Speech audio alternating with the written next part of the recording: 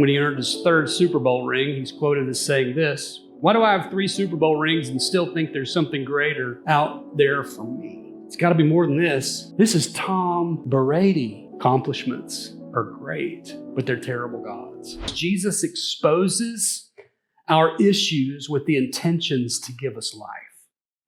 Jesus is going to expose this man. So he asks him the question, if you want to enter life, like if you want your life to work, keep the commandments. Jesus has a plan. He's all good. He's all perfect. He knows all. And so he wants this man to wrestle with what he's trying to do to find life. And so he says, if you want to find life, if you want to enter life, then obey the commandments. Because this man's MO for trying to have a full life was as follows: maybe morality is my answer. Look at verses 17 through 19. Again, some of this is revisiting last week, but we need to go deeper into the story because that's going to connect to what John 1:4 says. But listen, Jesus says, if you want to enter life, keep the commandments. He said to him, which ones? God. Wow. This guy, man, he's bold. Which ones? There's only 10. Jesus said, again, Jesus didn't like snap his fingers and he's like Thanos and just evaporates. And he says, okay, I'll go there with you. You shall not murder. You shall not commit adultery. You shall not steal. You shall not bear false witness. Honor your father and your mother. And then he adds this one. This isn't a commandment. This is just good. He says, you shall love your neighbor as yourself. So he gives them these commandments which all relate to how you treat and relate to other people. It's like if you really want to have a good life, if you want your life to work, then do these things. I can just imagine, right? This rich young ruler, this man whose life is not working well, he's thinking to himself, maybe morality is my ticket to fulfillment. And he's thinking to himself, well, Jesus said, you shall not murder. Well, I've never murdered anyone. I mean, I've thought about it a few times, but, never acted on it. He says, you shall not commit adultery. He thinks to himself, okay, I'm good there. I'm clean. I'm right. He says, I'm not a thief because Jesus says you shall not steal. So he says, nope, haven't done that. I mean, occasionally I take office supplies from work. Who doesn't do that? Or I steal my kids' Halloween candy, but that's just called the parent tax. That's really not a bad thing. We do that, don't we? You do that? You should. It's great. He said, my parents are good people. I honor them. I'm good there. And he says, love your neighbor as yourself. I try to help my neighbors. And when they come to the door, I offer the egg, the milk, and the sugar if they need that. And then I actually talk to them on recycle days. I'm a good guy. At the end of the day, none of that helps to make his life any better. Because the truth is, rule keeping in religion always results in disappointment. Rule keeping in religion, it always results in disappointment. That's not a license to go break the 10 Commandments or anything, but if you're trying to find life by just keeping the rules, it's a terrible road. And that's what this guy's saying. Keep the commandments, Jesus. Which ones? None of, doing all that has not helped me at all. There's still distance, disturbance, and dissatisfaction in my world. Maybe you know that. Another thing he's tried is money. Maybe money will make my life work. This guy has all that he's ever wanted and all that he has ever needed. Verse 22 says, when the young man heard this, he went away sorrowful, for he had great possessions. Great there is the word in the Greek mega, which means mega. He has a lot. But yet his a lot isn't scratching the itch that makes his life work. He's always had everything that he's ever wanted. He's never wanted for anything. Good for him. That's not a bad thing. If you're looking to the bank account to determine your satisfaction in life, it's never going to add up. It's not going to work. That's this guy's story. Brad Pitt understands this too. Yeah, Brad Pitt. Listen to what he's quoted as saying. He says, I know all these things are supposed to seem important to us. The car, the condo, our version of success. But if that's the case, why is the general feeling out there reflecting more impotence and isolation and desperation and loneliness? If you ask me, I say toss all this. We got to find something else.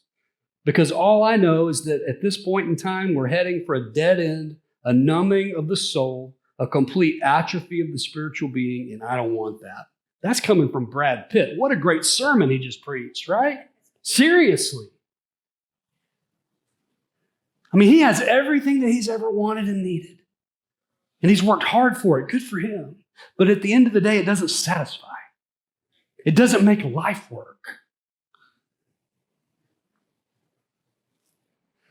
He can resonate with the rich young ruler. Because what Brad Pitt's saying is there's distance in my life. And there's disturbance and dissatisfaction. And so maybe morality, maybe money, maybe achievement. This man, we talked about it last week again. I just wanted to go deeper. He made it. This guy made it. He's a ruler. He's got a great job. He comes from great stock. He got into the school. He got the grades. He has the degrees, and he's earned the honors. Problem was, he made that his God, and that's a terrible God. And so he feels that distance and dissatisfaction and disturbance deep, deep, deep within him. And he's found out in his testimony and story is life is not found there. Tom Brady knows this. Several years back, when he earned his third Super Bowl ring, he's quoted as saying this, why do I have 3 Super Bowl rings and still think there's something greater out there for me?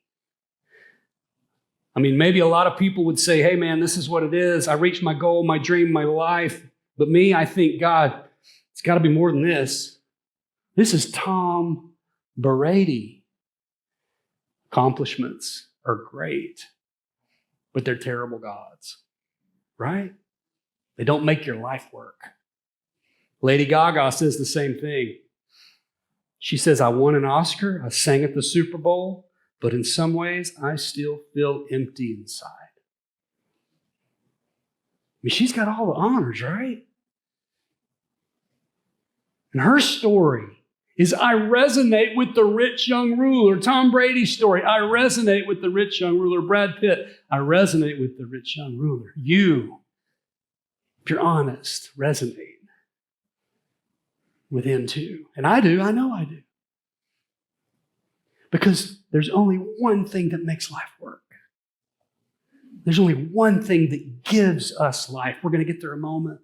Here's the last thing. Maybe morality, maybe money, maybe achievement, or maybe 1,000 other pursuits.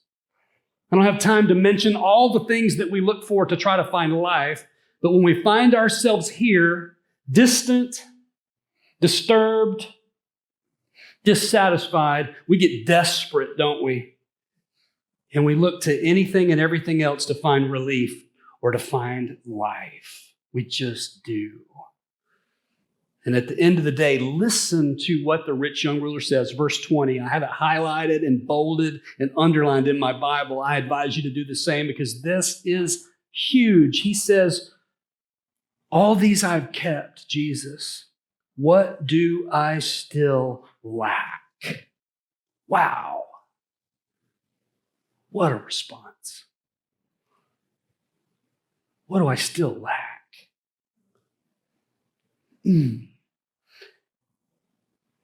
I can just imagine Jesus standing there going, yes, that's the place where I want you. That's exactly what I was trying to do because my intention was to expose your situation so that I can now bring you life. It's almost as if he's explained that these things haven't worked for me. I still lack something. Jesus, help a brother out.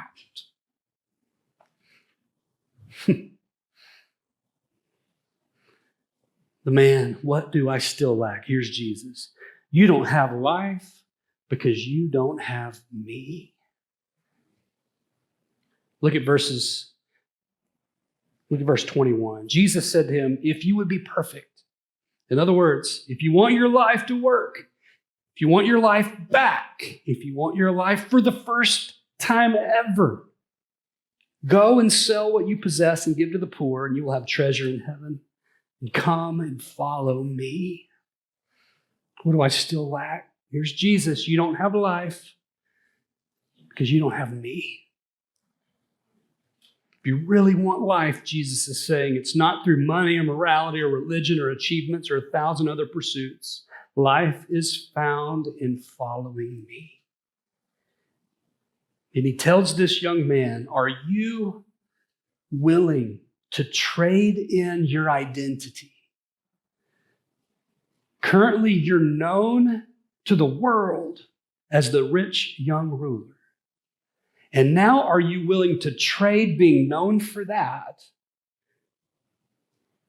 to be known for something else? Follower of Jesus. If you're willing to make that trade, guess what the result is? Life. If you're not willing to make that trade, guess what the result is? Distance, disturbance, dissatisfaction. And we know that because this guy answered the question, no, I can't make the trade. And he went away sorrowful. John Piper says the point is this man lacks Jesus. But to get him, you have to open your hands on anything else that controls you. He couldn't reach out and take the hand of Jesus because his hands were full of money. And to reach out to take Jesus' hands, he'd have to let that money slip through his fingers. Here's Jesus. The thing that you lack is me. And this is what John chapter 1, verse 4 echoes. John 1:4 says this, and it's so simple. Like the verse that we're focused on this morning is 12 words long. It's like, how can I preach a sermon in 12 words? Some of you are like, I'd like to know. We could have already been at the restaurant by now. Listen to John 1:4. It's just perfectly pairs with the rich young ruler story. John 1:4 says, in him was life.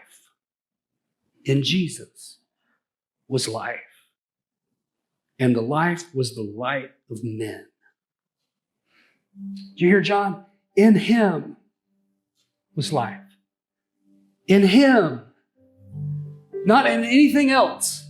This world promises a lot of great stuff, doesn't it?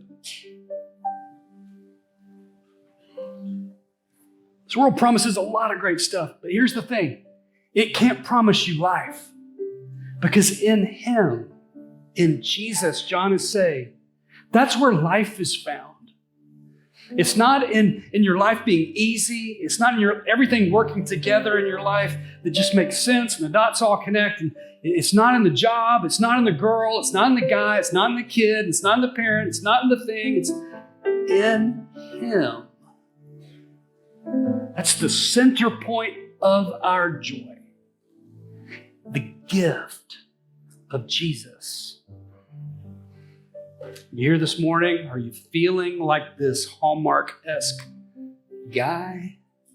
Distant, disturbed, or dissatisfied? Are you there? You know somebody that's there? Listen, my encouragement to you. Simply read John 1:4. In him. Are you seeking to find your life in him? He provides you the life you've always looked for.